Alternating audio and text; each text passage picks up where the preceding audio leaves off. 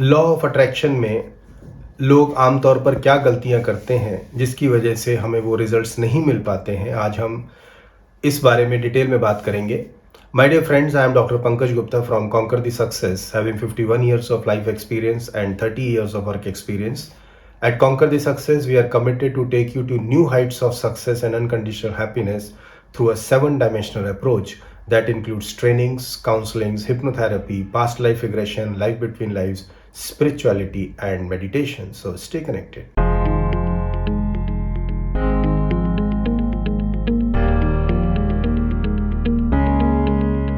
Law of attraction के बारे में हम लोग पिछले 2 वीडियोस में जान चुके हैं कि लॉ ऑफ अट्रैक्शन क्या होता है, कैसे काम करता है, इसकी कुछ गलतियां जो हम करते हैं इसके बारे में भी मैंने एक वीडियो में बात किया है। अगर आप लोगों ने नहीं देखे और आप इसके बारे में डिटेल में जानना चाहते हैं तो उन दोनों वीडियोस के लिंक मैंने अटैच कर रखे हैं, आप उसको देख सकते हैं। आज हम लोग एक और नई डायरेक्शन में बात करेंगे कि एक कॉमन मिस्टेक है जो मैं देखता हूँ कि लोग करते हैं लॉ ऑफ अट्रैक्शन में और उसकी वजह से उनको वो रिजल्ट्स नहीं मिल पाते हैं। लॉ ऑफ अट्रैक्शन के बारे में मैंने क्या कहा था कि उसको हम तुलसीदास की एक चौपाई से समझ सकते हैं, जाकी रही भावना जैसी प्रभु मूरत दिखी तिन तैसी। मेरे सबकॉन्शियस माइंड में जो मेरी फीलिंग्स होंगी, I am not talking about thoughts, जो मेरी फीलिंग्स होंगी वही मेरी लाइफ में रिजल्ट्स आने शुरू हो जाते हैं। कैसे रिजल्ट्स आते हैं इसके बारे में हम बात कर चुके हैं। एक मिथ है, एक गलती जो लोग करते हैं वो ये करते हैं कि हम नेगेटिव स्टेटमेंट्स देते हैं। क्यों नेगेटिव स्टेटमेंट्स हमें वो रिजल्ट नहीं लाती हैं और क्यों पॉजिटिव स्टेटमेंट्स हमें वो रिजल्ट ला पाती हैं, इसके ऊपर भी हमने बात कर ली है। एक दूसरी जो मैं देखता हूँ कि लोग गलती करते हैं वो ये है कि वो पॉजिटिव स्टेटमेंट्स तो बोलते हैं लेकिन वो फ्यूचर टेंस का इस्तेमाल करते हैं। जैसे मैं अमीर हो जाऊंगा, मैं हेल्दी हो जाऊंगा, मेरे पास 50 करोड़ रुपए आ जाएंगे। यानी हम जो बात करते हैं वो फ्यूचर टेंस में बात करते हैं। और जैसा मैंने कहा कि law of attraction subconscious mind के लेवल पर ही काम करता है, तो अब देखते हैं कि जब हम एक फ्यूचर टेंस की बात करते हैं तो हमारे सबकॉन्शियस माइंड में उसकी इमेज क्या बनती है। एक एग्जाम्पल से मैं आपको बताना चाहता हूँ कि अकबर जब बादशाह थे तब गांव में कोई एक फ़कीर, एक सूफ़ी फ़कीर रहा करते थे और उनको गांव वालों ने कहा कि अकबर आपकी बहुत इज़्ज़त करते हैं और अगर आप उनसे रिक्वेस्ट करेंगे तो आप उनको कहें कि एक बच्चों के लिए मदरसा बनवा दें ताकि बच्चे उसमें बैठ के पढ़ भी सकते हैं, हवा पानी बरसात से बचाव भी हो जाता है, धूप से बचाव भी हो जाएगा और राजा है वो आपकी बात मानता है। तो ये जो सूफ़ी फ़कीर हैं ये सवेरे सवेरे चल दिए अकबर के दरबार में और जब पहुंचते हैं तो देखते हैं कि अकबर अपनी प्राइवेट मस्जिद में पूजा कर रहा है या नमाज पढ़ रहा है। तो उन्होंने सोचा थोड़ा इंतज़ार करते हैं, थोड़ा अब ये फ्री हो जाएगा तभी बात करते हैं। अब जब अकबर के ने अपनी पूरी नमाज अदा कर दी और उसके बाद उसने दोनों हाथ आसमान में उठाए और दुआ की कि हे अल्लाह मुझे बहुत धन दो, मेरी जो राज्य है उसकी सीमाओं को बढ़ाओ, मुझे शक्ति दो। यही सब तो हम मांगते हैं, यही अकबर ने भी किया। और ये सुनकर वो जो सूफ़ी फ़कीर आए थे वो वापस जाने लगे। अब अकबर ने अपनी नमाज पूरी करी, उठा और उसने देखा कि अरे ये तो फ़कीर आए हैं और जा रहे हैं। दौड़ कर गया उनके पास और उसको कहा कि अगर आप हुक्म करते तो मैं आपकी सेवा में आ जाता, आपको आने की ज़रूरत नहीं थी, लेकिन आप इतना दूर चल कर आए हैं और बिना बताए जा रहे हैं। हुक्म कीजिए कि आपका कैसे आना हुआ, मैं क्या आपकी मदद कर सकता हूँ। तो सूफ़ी फ़कीर ने कहा कि कुछ नहीं, कुछ अनजान लोगों ने मुझे बहका दिया था और मैं एक गलत इच्छा लेकर मैं यहाँ पर आ गया था, लेकिन अब कोई बात करने का फ़ायदा नहीं है, मुझे असलियत का पता लग गया है। तो अकबर ने कहा फिर भी बताएं तो सही कि बात क्या है।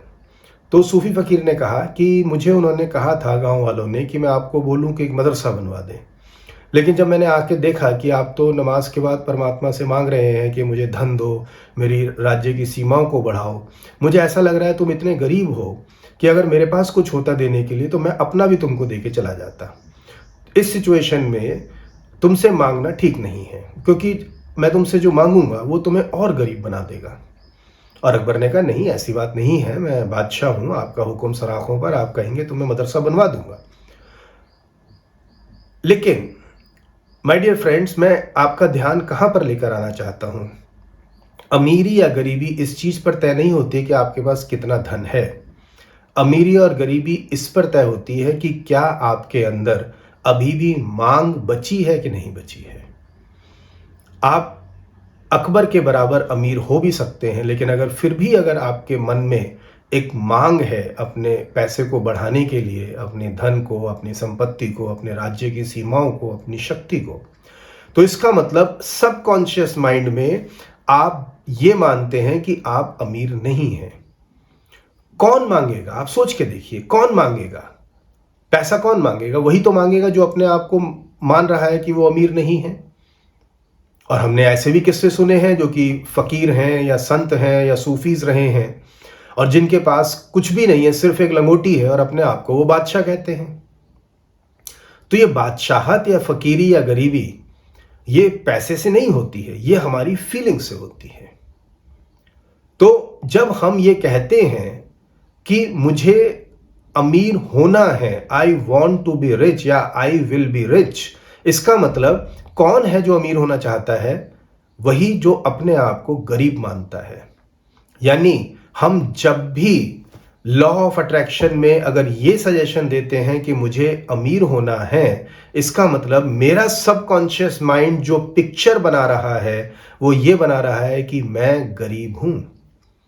और जब आपके सबकॉन्शियस माइंड में यही इमेज बनती है कि मैं गरीब हूं, तो ऑब्वियसली आप पैसे को अट्रैक्ट नहीं कर पाएंगे। सो लॉ ऑफ अट्रैक्शन के लिए हमें जो भी स्टेटमेंट्स देनी है, जो सजेशंस देनी है, और ये जो मैं कहता हूं सजेशंस देनी है, ये सिर्फ सजेशन से बात नहीं बनेगा, जो मुझे फील करना है। क्योंकि तुलसीदास कहते हैं, जाकी रही भावना जैसी। विचार की बात नहीं कर रहे हैं, भावना की बात कर रहे हैं, फीलिंग की बात कर रहे हैं। वो मेरे 95% माइंड क्या उस चीज को फील करता है। तो अगर मैं फ्यूचर में बोलता हूं कि मुझे अमीर होना है, इसका मतलब मेरा जो सबकॉन्शियस माइंड है वो ये फील कर रहा है कि मैं गरीब हूं। तो हमें सजेशंस क्या देनी है? हमारी सजेशंस पॉजिटिव भी हों और प्रेजेंट टेंस में हों। मैं अमीर हूं। और आप देखिए, जब आप अपने आप को सजेशन देते हैं कि मुझे अमीर होना है, तो एक नेगेटिव इमोशन हमारे मन को पकड़ती है। और जब मैं ये बोलता हूं कि मैं अमीर हूं, तो आप देखिए आप कितना पॉजिटिव अंदर से महसूस करने लगते हैं। और जब आप ये फील करते हैं कि मैं अमीर हूं, तो अब क्या होगा? अब आप अमीरी को अट्रैक्ट करने लगेंगे। जैसा मैंने पहले वीडियो में कहा था, नेचर कुछ नहीं करेगी आपको अमीर करने के लिए। लेकिन जब आप फील करेंगे कि मैं अमीर हूं, तो आपका लाइफस्टाइल चेंज हो जाएगा। जैसे मैं हमेशा बोलता हूं, आपने मेरे पुराने वीडियोस में देखा होगा जहां मैंने बात की थी कि हमारा ह्यूमन बिहेवियर कैसे फॉर्म होता है। जो मेरी इमोशंस 95% माइंड में है, वही मेरे बिहेवियर को ड्राइव करती हैं। अगर मेरे मन में गुस्सा है तो मेरे बिहेवियर में गुस्सा आएगा ही आएगा। अगर मेरे मन में डर है तो मैं अवॉइडेंस मेरे बिहेवियर में आ सकती है। यानी मेरे बिहेवियर को 95% जो मेरा सबकॉन्शियस माइंड है वही गवर्न करता है। और अगर मेरे 95% माइंड ने ये फील करना शुरू कर दिया कि मैं अमीर हूं, तो आप देखेंगे कि आपकी जो रहने का जो लाइफस्टाइल है, जो आपकी अप्रोच है, वो अमीरों जैसी होने लगती है।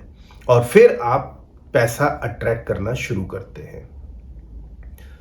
मैं हमेशा देखता हूं कई लोगों को कि लोग आते तो हैं और ये अपने आप को सजेशन भी देते हैं कि मुझे अमीर होना है, मुझे अमीर होना है, मुझे अमीर होना है। लेकिन अगर उनका हम लाइफस्टाइल देखें तो क्या होता है? पुरानी कमीजें संभाल के रखते हैं कि ये कोट के नीचे सर्दियों में काम आएंगी। यानी सबकॉन्शियस माइंड को हम मैसेज क्या दे रहे हैं? सबकॉन्शियस माइंड को हम मैसेज ये दे रहे हैं कि फ्यूचर में हमारे दरिद्रगी होने वाली है, कि हम नई कमीज नहीं ले पाएंगे।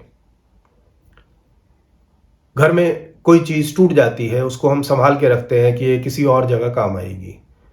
यानी हम जीवन कैसा जी रहे हैं? जीवन हम अमीरों वाला नहीं जी रहे हैं। क्यों? क्योंकि हम अपने आप को अंदर से अमीर नहीं मानते हैं। और ऐसी सिचुएशन में अब क्या होगा, अब हम जब ये मैसेज दे रहे हैं कि दरिद्रगी रहेगी फ्यूचर में मेरे, तो फिर ऑब्वियसली ऐसा होगा ही होगा।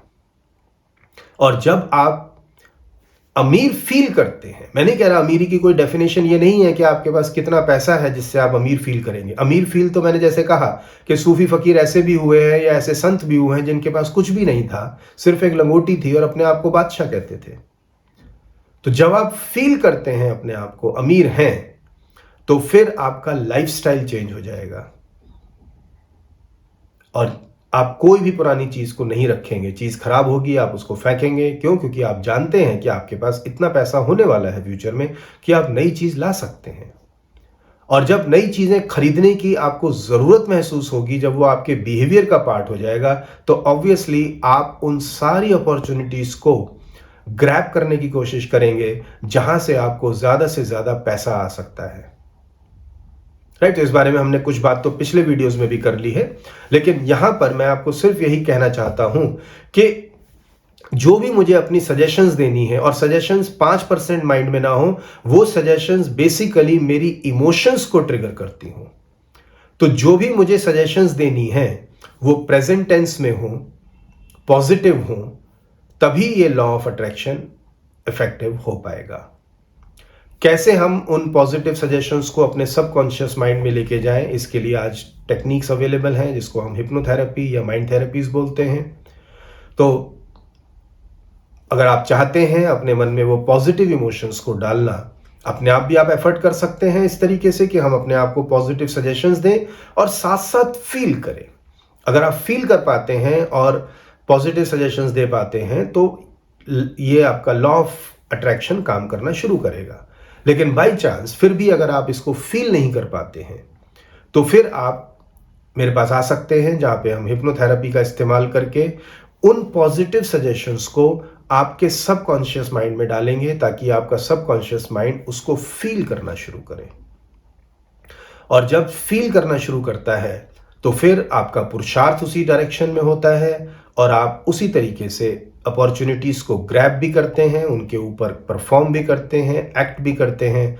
और जब आप सही समय पर सही डिसीजन लेकर सही मोटिवेशन के साथ काम करते हैं तो फिर रिजल्ट आने की संभावना बढ़ जाती है। सो आई होप कि आपको ये कॉन्सेप्ट समझ में आया होगा। अगर फिर भी आपके क्वेश्चंस हैं तो मेरे से कमेंट करके पूछ सकते हैं, या यूट्यूब पर आप मैं 9 से 10 बजे तक सैटरडे को लाइव आता हूँ, उसमें मुझसे कनेक्ट करके पूछ सकते हैं। और आपकी लाइफ में कोई भी अगर चैलेंजेस हैं जो कि आपको अनहैप्पी बना रहे हैं, that is the time that you can contact me, and at conquer the success we commit you only one thing, that is unconditional happiness. So my dear friends, I welcome you to the world of unconditional happiness. Good luck to you.